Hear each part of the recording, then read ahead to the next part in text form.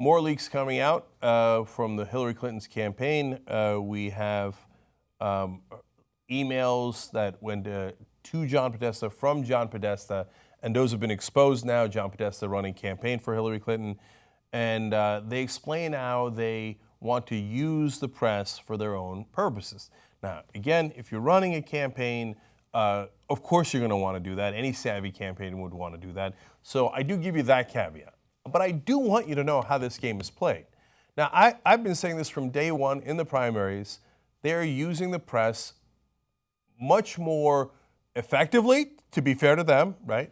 But also thoroughly, repeatedly, and I think Bernie Sanders did not catch on to this game nearly quickly enough and understand it well enough.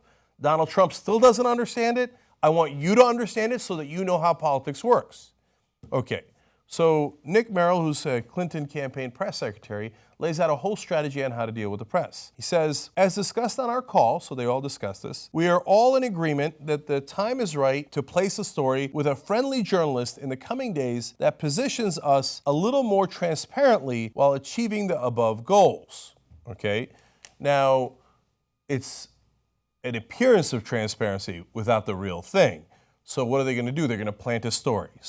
And they got to find a person to plant it with. They go on to say, we feel that it's important to go with what is safe and what has worked in the past. So let's go find someone safe in the media that has had our back. This is how this game is played. And he explains, we have a very good relationship with Maggie Haberman of Politico over the last year.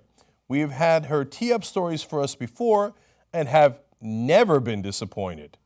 While we should have a larger conversation in the near future about a broader strategy for re-engaging the beat press that covers Hillary Rodham Clinton, for this week, we can achieve our objective and do the most shaping by going to Maggie. Now, Glenn Greenwald, who wrote this story for The Intercept, explains that he went through what Maggie Haberman wound up actually writing at Politico and New York Times. Those are the two places that she used to work. She works at New York Times now. And he said, actually, she did a fine job and was more critical than they expected. But this is still true. This is how the game is played. You want a story? You're not just going to go out into the Twitter like Donald Trump, the idiot, does and go, oh, there's a story. No, you plant it in the press so it appears, oh, look, the press came up with this. It wasn't Hillary Clinton. It was the press. So when they plant it in the press, it looks like, well, look at this, Maggie Haberman came up with that. And it winds up having the spin that they want. It's everything that they want in achieving their objectives, and they use the press to do it. So Greenwald goes on to explain, the Clinton campaign likes to use glitzy, intimate, completely off-the-record parties between top campaign aides and leading media personalities. So this is another tool that they have in their arsenal. So they want to impress these folks, they want to get in chummy with them, they want to get soft interviews, they want to plant stories. So they do really nice parties in D.C. or in New York, where most of the press is. So when we talk about the cocktail circuit and how they all know each other, no, it's literal. That's what they do. They go, they have drinks, they have lovely hors d'oeuvres, and they, oh, yes, I do declare. Now, does that mean that every story they're going to get is positive? No, there's been critical stories of Hillary Clinton. But does it make it more likely that they will at least have a frame of mind that is likely to agree with her? Now, they're not having cocktail parties, which cost a lot of money, by the way, paid for usually by the donors, with not only Donald Trump, but with Bernie Sanders. They're not having those cocktail parties because the donors aren't paying for the Bernie Sanders one, and Donald Trump probably would do it. He's just not smart enough to figure it out. and so what frame of mind does that put the reporters in? The establishment candidates that have all the money are the ones that I'm always talking to, and we all at the same thing, and I can't yell at this person. I know that person. We were having, pigs in a blanket the other day together. Probably not pigs in a blanket at their cocktail parties, but you see my point. Here's another strategy that they use. A March 13, 2015 memo from Clinton campaign manager Robby Mooks provides insight into some of the tactics employed by the campaign to shape coverage to their liking. In particular, Mooks was concerned that because journalists were assigned to cover Clinton, they needed to be fed a constant stream of stories that the campaign liked. As he put it, a key strategy was to, quote, give reporters who must cover daily Hillary Rodham Clinton news something to cover other than the unhelpful stories about the foundation, emails, etc. So if during the primaries, for example, you thought they were being disproportionately critical of Bernie Sanders, and I made such a case, and I think I proved it out with all the headlines and all the stories, Washington Post, Daily Beast, and the list goes on. That is not a coincidence. And there's a lot of different factors that go into that, but one of them is the Clinton team is constantly feeding positive stories. These guys are sitting there on the campaign plane, bus, etc. They're coming by with, oh, okay, look at this and look at this. Oh, you didn't get a chance to cover the unhelpful stories about emails. Now, as it turned out, they had plenty of opportunity to do that in the general election. But in the primary, a little bit, but not as much as could have helped to vet her a little bit better, right? And look, I'm conflicted on this because on the one hand, I get it, it's a smart strategy. If they were representing you, you'd probably want them to do that. On the other hand, this is how the press gets perverted, and their main job is supposed to be towards you guys. So in fact, I'm more angry at the press than I am at the Clinton team for playing the press.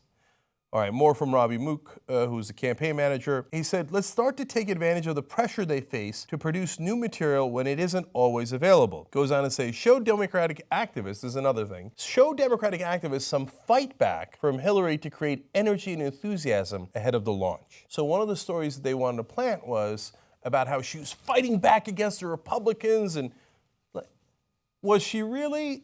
No, it's a thing that they manufactured so they could feed it to the press, so it displaces the negative stories and gets you a false sense of excitement. Like, oh, okay, look at this, Hillary Clinton fighting back.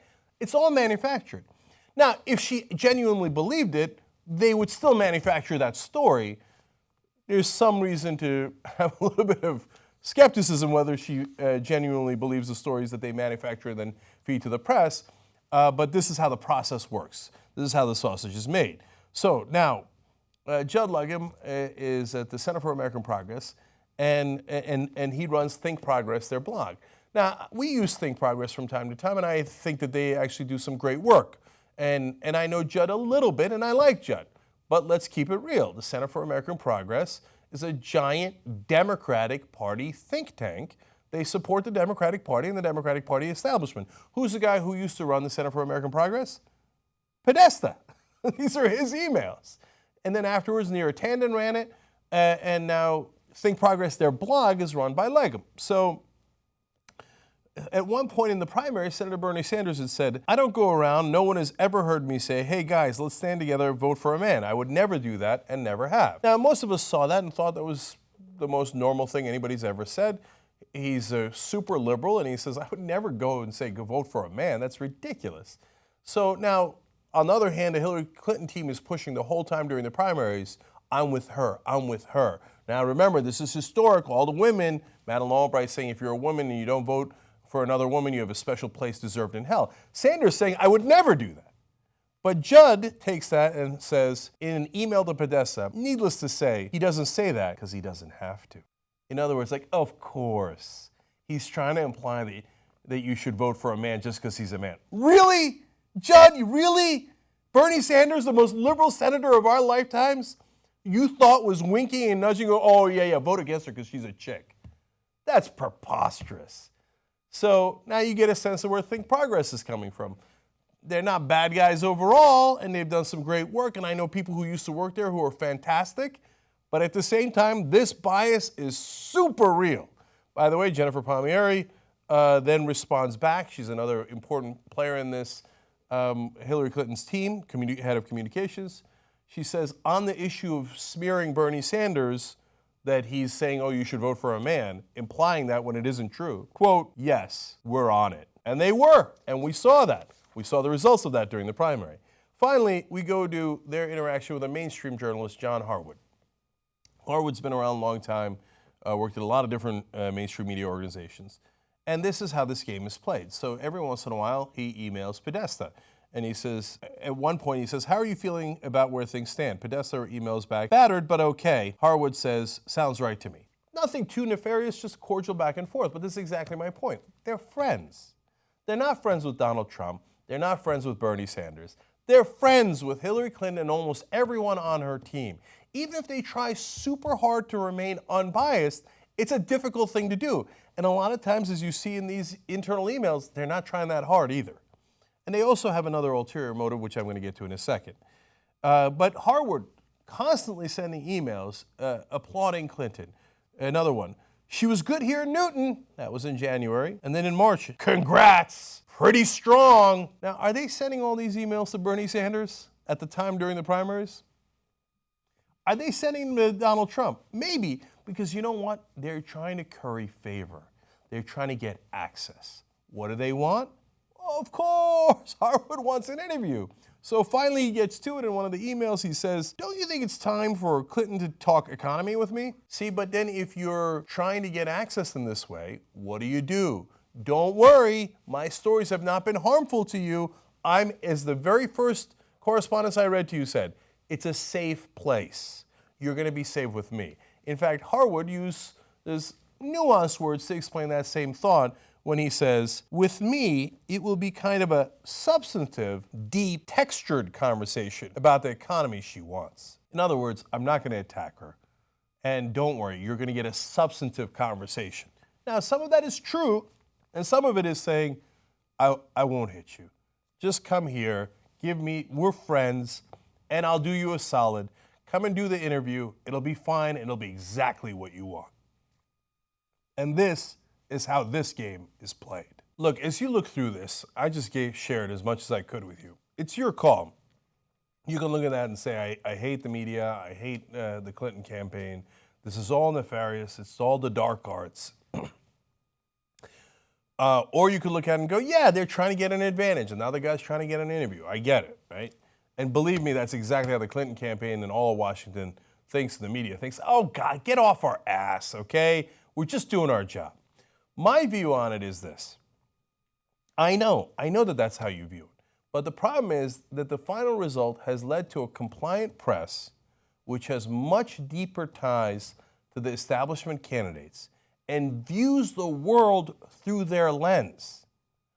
So all these relationships that have led these people to intertwine themselves leads to a result where the American people get deluded into thinking, well, these guys are on our side. Now, I think we're beginning to get past that delusion as this election shows you, but this is how television and the mainstream media has served to delude everyone into thinking the establishment has your best interests at heart. I know, I was just at a cocktail party with them and we had a secret email and then we got together and we had a deep substantive conversation about how they're generally right because I see the world just like they see the world. And you see that? The establishment is lovely, and they all make a ton of money, and they're all in the same circles, and they all think alike. Well, there is a rebellion afoot for this kind of thinking, and they still don't see it, but that rebellion is afoot because of exactly this kind of insular thinking and camaraderie that goes along with the establishment that has served their interest and not ours.